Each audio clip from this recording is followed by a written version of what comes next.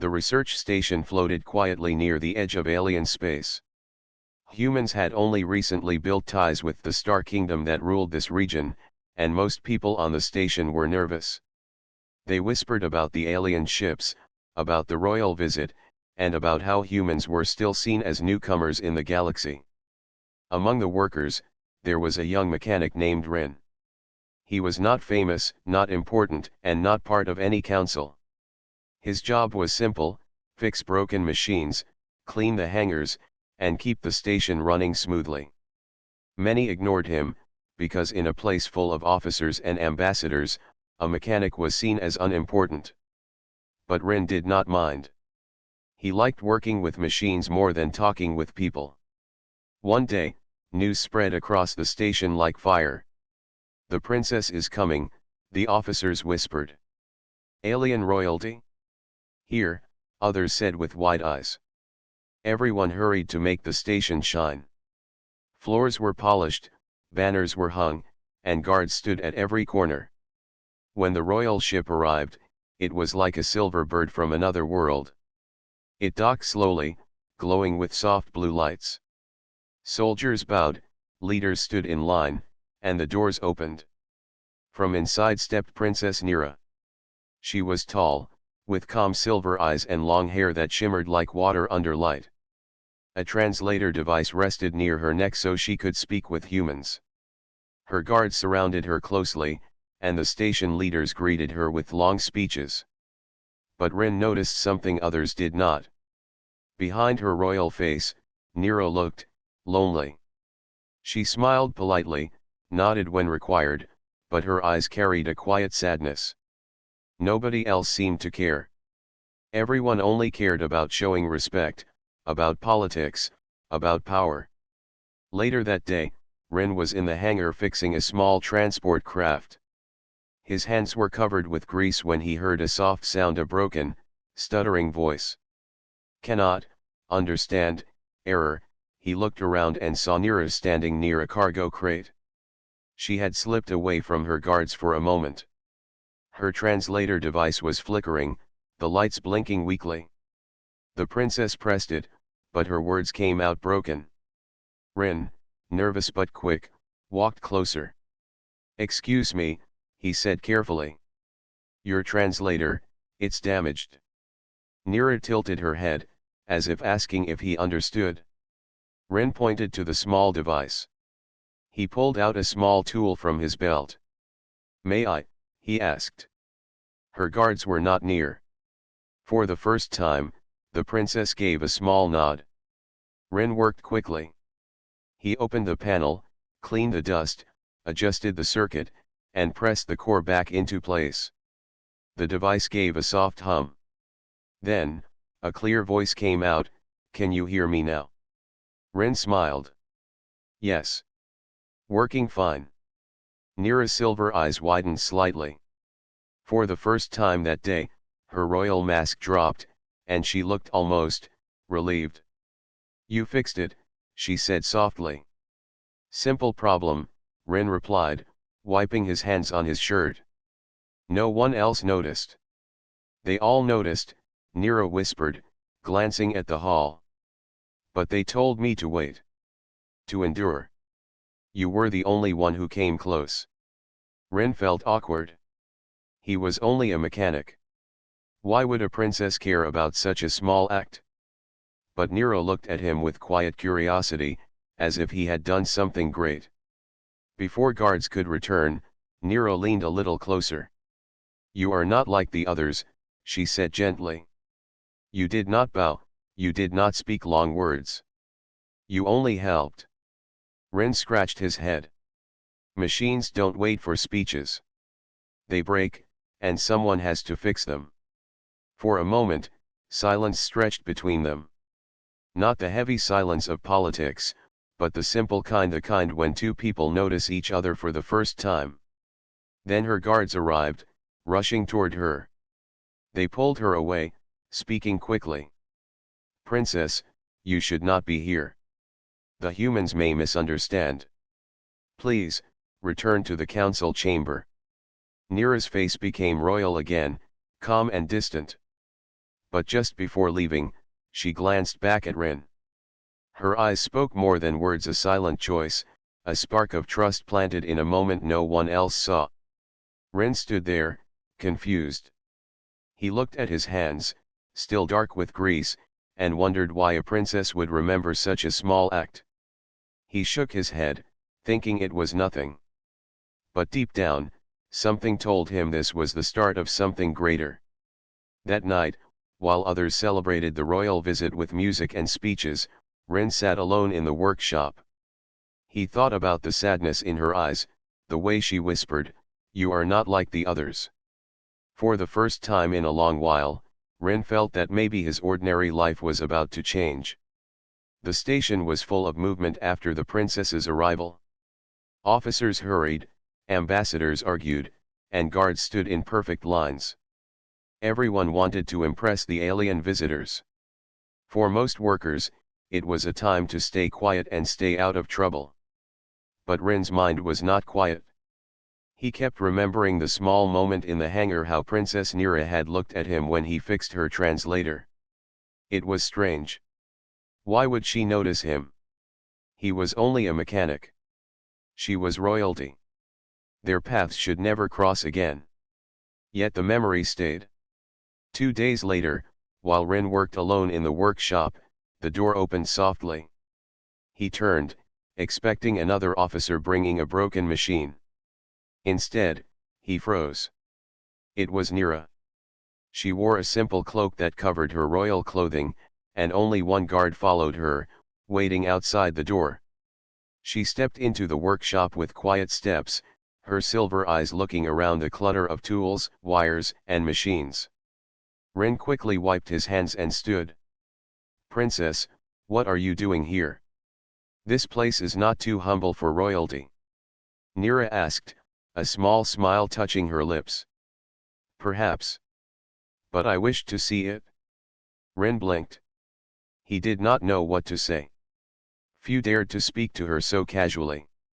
Yet here she was, standing in his small workshop, surrounded by broken engines and scattered bolts. "Why?" he finally asked. Nira walked slowly, her fingers brushing against the side of a metal panel. "Because here. I feel no eyes watching. No endless speeches. Only quiet. Only truth." She looked at him. "And because you did not treat me as if I was above you. That was new to me." Rin shifted uneasily. "I didn't mean disrespect." "I know," she said gently. "That is why it mattered." For a moment, silence filled the room, not heavy but calm. Then Nira asked, "Do you enjoy fixing these machines?" Rin relaxed a little. "Yes. Machines are honest. If something is broken, it shows. If you fix it, it works. No lies, no tricks." Her silver eyes softened. "I wish people were the same." That was how their first real talk began. Nira visited again the next evening, and then again a day later. Always quietly, always without her full group of guards. She would ask Rin about human food, human songs, and how Earth looked from space. In return, she spoke about her own world, great oceans that glowed at night, sky towers that touched the clouds, and gardens filled with silver leaves. Rin listened, fascinated. He had never thought a princess would speak so openly to someone like him. But with him, she seemed different, lighter, freer. One evening, while Rin showed her how to tighten a bolt on a transport engine, she asked softly, "Do humans often feel lonely?" Rin looked at her, surprised by the question. "Sometimes. Everyone does, I think. Even in a crowd, people can feel alone." She nodded slowly. "Then perhaps we are not so different." He noticed the sadness in her eyes again. "Princess, you feel alone too?" For a moment, she did not answer. Then she whispered, "Many people stand beside me. Guards, advisors, nobles. But when I need someone to listen, they are not there. They care for my title, not for me." Rin tightened the bolt and set the tool down. I'm not good with fancy words. But, if you need someone to listen, I can do that. Nira's lips curved in the faintest smile. That is enough. From that day, their bond grew. Small things made it stronger. When Nira tasted human bread in the workshop and laughed softly at how simple yet good it was. When Rin told her about sleeping under the stars as a boy, and she admitted she had never once seen the night sky without glass between her and the air. Each visit was a secret, yet each visit brought them closer. Not everyone approved. Some guards frowned when they saw her slip away. They whispered that a princess should not spend time with a human mechanic. But Nira ignored them. She kept coming back. One afternoon, when Rin was working high on a platform, a crate slipped from above. It fell with a loud crash. Rin almost lost his balance, but before he could fall, Nira cried out and rushed forward. She reached him just in time, her hands steadying his arm. For a second, they stood close, breathing quickly. You could have been hurt, she said firmly. Rin gave a small smile. You caught me. So I wasn't. Her eyes softened again, and she whispered, you are the only one who does not leave me alone.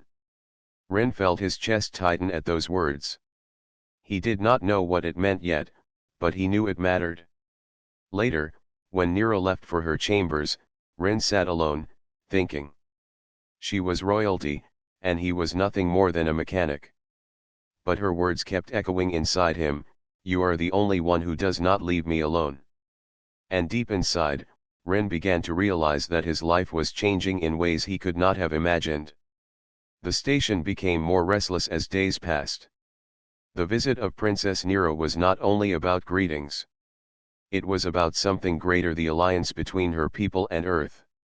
Leaders from both sides met every day in large chambers, speaking for hours, arguing about trade, defense, and future plans. But not everyone wanted the alliance. Some alien nobles whispered that humans were too young, too simple, too weak to stand beside their great kingdom. They smiled in public, but in private they made plans to push humans away.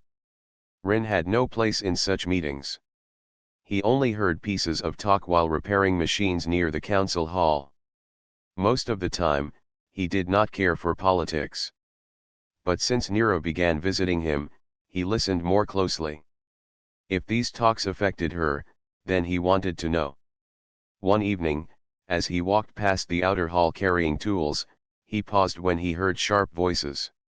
Two alien nobles spoke in low tones, unaware that Rin was nearby. This alliance is a mistake, one said bitterly. The humans have nothing we need. Why should we lower ourselves to their level?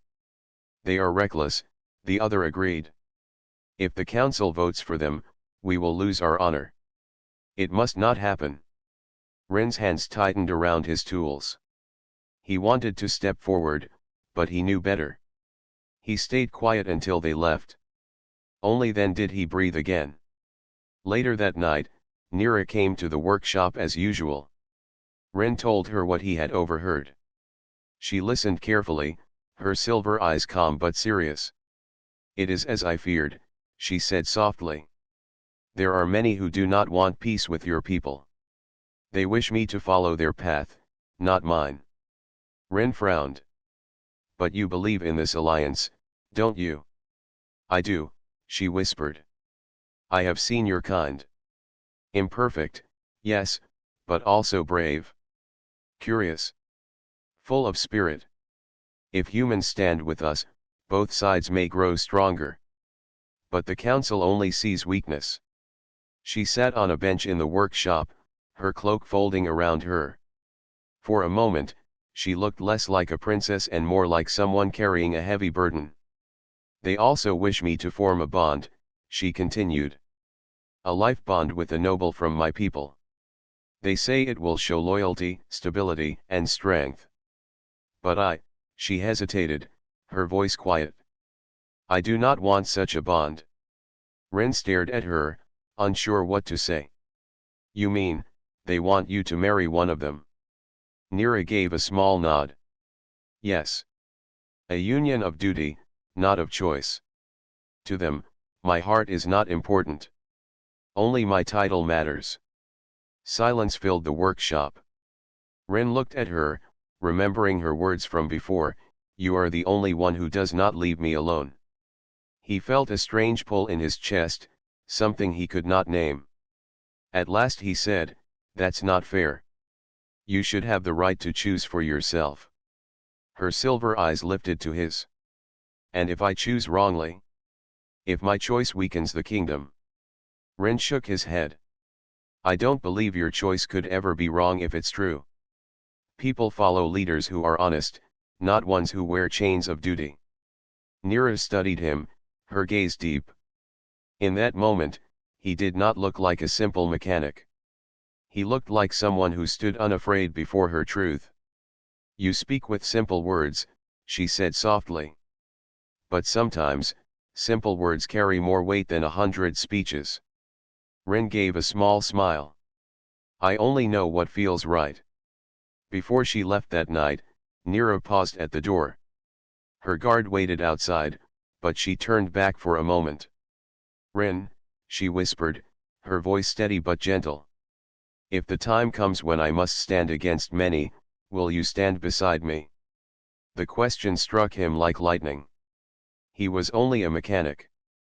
He had no power, no title. Yet here was a princess asking him for loyalty. Ren thought about it, but only for a breath. Then he nodded firmly. "Yes. I'll stand with you." For the first time, Nira's royal mask truly broke. A faint smile touched her lips, filled with warmth and relief. She whispered, "Then I am not as alone as I feared." That night, Ren could not sleep. He lay awake in his small cabin, staring at the ceiling.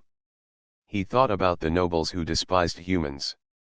He thought about the heavy duty Nira carried. And he thought about the promise he had made. He did not know what dangers lay ahead. But one thing was clear in his heart: no matter what came, he would not leave her side. And somewhere in the quiet halls of the station, Princess Nira also lay awake, her thoughts turning again and again to the human mechanic who had spoken with such simple honesty. She had been surrounded by nobles her entire life, but none of them had given her what Ren had given her: the promise that he would stay. The council hall buzzed with whispers and tension. Today was no ordinary day. Princess Nira would face a public trial of loyalty, a traditional ceremony that tested her judgment and showed the kingdom whom she trusted most. The hall was enormous, filled with nobles, advisors, and spectators. The walls glowed with pale light, reflecting the banners of the royal family. Ren had been warned not to come. His place was the workshop, not the council hall. But he could not stay away. He walked quietly along the side corridors, keeping to the shadows, his heart pounding. Inside the hall, Nira stood on a raised platform. Her silver eyes scanned the crowd. She wore the ceremonial robes of her family, bright and ornate, but her face was calm, almost unreadable. The council spoke in long, measured sentences, praising her duty and asking for her decision. "Princess Nira," said the head counselor, his voice echoing through the hall, "you must select a partner to stand beside you during this ceremony. Tradition requires that you choose one of your nobles. This choice will demonstrate loyalty and wisdom." The crowd murmured. Many expected her to step forward and select Lord Vane, a tall, imposing noble from a family with centuries of influence. It was the safe, expected choice. Nira looked down briefly, then lifted her gaze, her eyes finding Ren's in the crowd. He had not been able to stay away. Standing quietly at the edge, Ren nodded slightly, encouraging her. The council waited. The nobles shifted in their seats, their expressions curious and wary. Nira took a deep breath. She could feel the weight of generations pressing down on her shoulders. But in her heart, she remembered Ren, his calm honesty, his promise to stay beside her. Without hesitation, Nira stepped forward. "I choose him," she said clearly. Gasps filled the hall. A silence followed, so heavy it pressed against the walls. The crowd turned toward Rin, whose name was unknown to most of them. The head counselor frowned. "Princess, you cannot mean I do," she interrupted gently but firmly. "I choose Rin." Rin froze. He had not expected this. His legs felt heavy, but he stepped forward carefully, approaching the platform. His heart raced. He was a simple mechanic, a human with no title or power, and now he was standing in front of the entire council. The nobles whispered among themselves. "A human," one said under his breath. "This is unheard of." "He will ruin the ceremony," another muttered. But Rin ignored the whispers. He met Nira's gaze and saw a spark of trust and relief. He remembered the words she had spoken in the workshop, "You are the only one who does not leave me alone." Kneeling slightly in respect, Rin spoke quietly. "Princess Nira. I will stand with you, as I promised." A few nobles gasped again. They could not believe the human had spoken so confidently. But Nira's choice was clear, and she would not change it. The council deliberated for a few tense moments. Some frowned, others whispered, but none dared speak against her openly. Finally, the head counselor nodded reluctantly. "So be it," he said. "The princess has chosen. Let it be recorded that she stands by her choice." The hall slowly erupted in murmurs. Some nobles were shocked, others intrigued. The crowd began to see that the ceremony was no longer just tradition. It was about trust, about courage, about the choice of a leader willing to follow her heart. Nira extended her hand toward Rin. He took it carefully. The platform's lights glowed softly around them, and for the first time, the two stood together openly. Not as princess and mechanic, not as royal and subject, but as two individuals who trusted each other. Outside the hall, guards whispered among themselves. Some were confused, some disapproving, but most stayed silent. Nira's choice challenged old traditions, but it also reminded everyone that loyalty and honesty mattered more than titles. Later, in the quiet of the station, Nira and Rin walked together. She did not speak at first. They walked through corridors that glowed under the soft blue lights, past rooms filled with important nobles who were still murmuring about the trial. Finally, she spoke softly. "Thank you for standing by me today." Rin shook his head. "I didn't do it for thanks. I promised." "That's enough." Her silver eyes softened, and she smiled faintly. Few people would do that. Fewer still with the courage to stand openly in front of the council. "You are different." Rin shrugged. "I just try to do what feels right. That's all I know." They walked on in silence, but the connection between them had grown stronger. The trial had tested more than loyalty, it had tested courage, trust, and the quiet strength that comes from being true to oneself. That night, Rin returned to his small cabin, exhausted but determined. Nira stood at her balcony, looking at the stars. For the first time, she felt the weight of her choice lift slightly. She had followed her heart, not the expectations of the council, and chosen someone who valued her for who she was, not for her title. And Rin knew that no matter what challenges lay ahead, he would not leave her side, not now, not ever. The calm of the station did not last long. Rumors of Nira's choice spread like fire. Some nobles whispered that a human had no place beside a princess. Others openly criticized the council for allowing it. Tension filled the air. Rin sensed it the moment he stepped out of the workshop. Eyes followed him. Guards whispered, and some officers avoided him completely. He did not care. His focus was on Nira. She had chosen him, and he would not betray that trust. One evening, while Rin was repairing a small hover vehicle near the landing bay, a sudden alarm rang. Red lights flashed. A small group of rogue drones had entered the station. Sabotage, perhaps sent by those who opposed humans being close to the princess. Rin froze for a moment, then acted. He grabbed a toolkit and ran toward the entrance, checking each drone as it moved. Sparks flew as he reprogrammed them to shut down, his fingers moving quickly over circuits he barely knew were connected to the main system. From above, Nira watched with wide eyes. She could have panicked, but she stayed calm. When one drone flew too close to Rin, she raised her hand, activating her royal shield, a protective barrier that shimmered blue, and stopped the drone midair. "You are reckless," she said calmly, though her silver eyes showed concern. "And you are slow if you don't trust me," Rin replied, eyes fixed on the machines. Together, they worked in perfect sync. Rin rewired drones, Nira used her shields and commands to guide them away from others. Within minutes, the threat was gone. The red lights faded, and the station returned to silence. Afterward, they leaned against the side of the hangar, catching their breath. Rin's hands were black with grease, and Nira's robes were slightly scorched from the shields. "You saved the station," she said softly.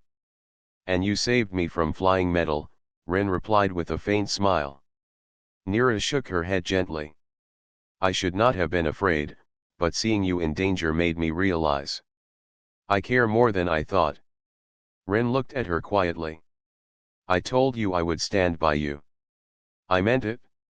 That night, news of their actions spread throughout the station. Even some of the nobles who had doubted them began to whisper in respect. "The human is braver than expected," they said. "And the princess, she is wise to trust him." Despite small victories, danger still lingered. Outside forces, those who disliked the alliance, were watching. Some hoped to remove Rin quietly, believing the princess would lose her courage if he were gone. The next morning, Rin was called to the council chamber unexpectedly. A group of guards had been assigned to protect him, though he noticed the wary looks in their eyes. They were not sure they trusted a human, even one who had saved the station. Inside the chamber, Nira waited. She looked at him with quiet reassurance. "Stay close," she whispered. Rin nodded. He did not speak much in such halls, but his presence alone was enough. Today, he would stand beside her not just as a mechanic, but as a trusted companion. The council discussed security measures, trade agreements, and political strategy. Some nobles tried to undermine Rin quietly, but he remained focused. When a guard hesitated, Rin suggested a simple improvement to a defense system that had been ignored for months. The council watched in surprise as the human's plan worked perfectly, making the station safer and more efficient. Nira's eyes shone with pride. "See? I told you he is capable." The council murmured. Slowly, the whispers changed from doubt to respect. Even the most skeptical nobles could not ignore the courage, skill, and loyalty Rin had shown. That evening, Rin and Nira walked together through the quiet corridors. The station lights glimmered softly, reflecting in her silver eyes.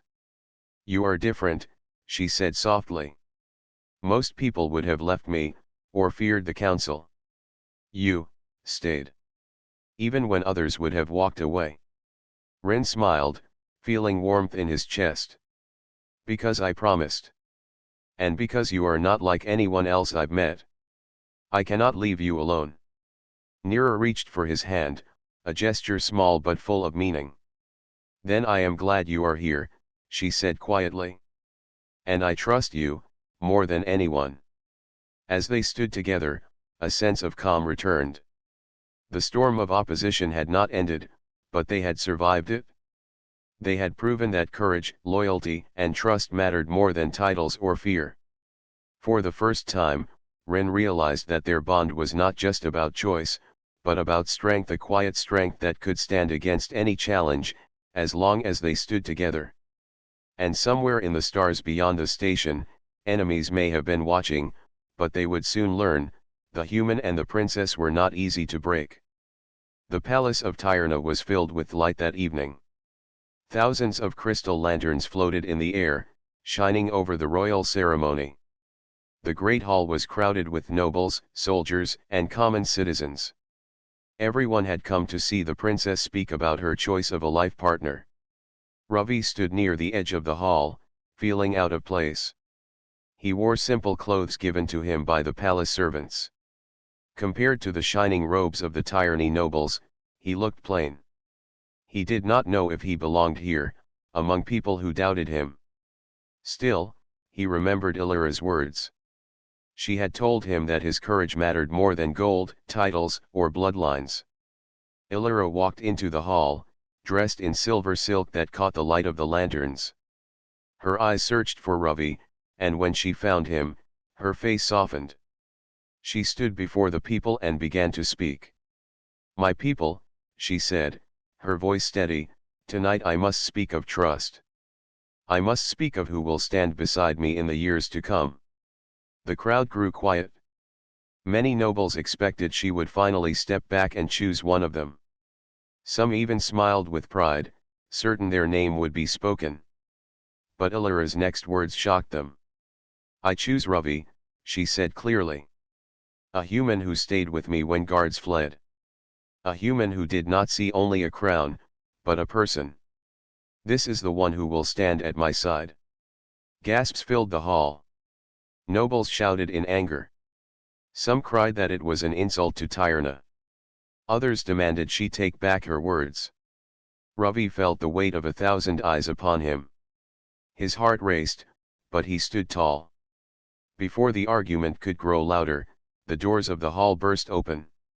A group of dark armored figures stormed in, assassins sent by enemies who did not want the princess to stand with a human. Their weapons glowed with dangerous energy as they rushed forward. The guards were caught by surprise. Many fell back in fear, unsure if they could face such sudden violence. The nobles screamed and ran to protect themselves. But Ravi did not run. He saw Illyra standing still, her eyes wide, and he knew she needed him. He grabbed a fallen guard's staff from the floor and ran to her side. "Stay behind me," he shouted. The assassins charged. Ravi swung the staff with all his strength, blocking one attacker. The force pushed him back, but he did not fall. Another assassin came from the side, and Ravi barely managed to strike him down. The crowd watched in silence, shocked that a human with no armor and no training stood against armed killers. One blade cut across Ravi's arm, burning his skin. Pain shot through him, but he did not let go of the staff. He gritted his teeth and pushed forward. Every strike he made was clumsy, but full of determination. He did not fight with skill. He fought with the will not to let Illyra be taken. Illyra wanted to call for help, but her voice caught. She saw the truth in that moment. Ravi was willing to face death rather than step away from her. That was something no noble had ever shown. The tyranny soldiers finally regained their courage. Seeing Ravi stand alone stirred their hearts. With a cry, they rushed forward, joining the fight. Together they pushed back the assassins. One by one, the attackers fell until none remained standing. The hall was quiet again, broken only by the sound of Ravi's heavy breathing. He dropped the staff, blood dripping from his arm. Illyra rushed to his side and held him. "You could have run," she whispered. "But you stayed." Ravi gave a tired smile. "I told you. I will not leave you." The people who had doubted him now looked at him with new eyes. They had seen him bleed for their princess. They had seen him risk his life with nothing but a simple staff. Murmurs filled the hall, voices changing from anger to respect. A noble who had once spoken against him now bowed his head. "Perhaps the princess has chosen well," he said quietly. Illyra stood tall, holding Ravi's hand so that everyone could see. "Now you know why I chose him. Not for wealth. Not for power. But for loyalty and courage. He fought while others doubted. He protected me when others only thought of themselves. This is the heart of a true partner." The crowd slowly bowed, one after another, until the entire hall bent in respect. Ravi could not believe what he saw. For the first time since he had arrived on Tyrna, he was not just the strange human from a distant colony. He was someone the people were beginning to accept.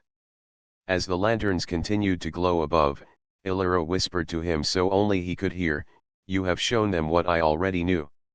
No matter what comes, I want you beside me." Ravi nodded. Though he was weary and wounded, his heart felt lighter than ever before. He had not only protected her, he had earned a place in this world. The night that began with doubt ended with a human's courage shining brighter than the lanterns in the sky. The dawn after the attack came with golden light spilling across the crystal towers of Tyrna.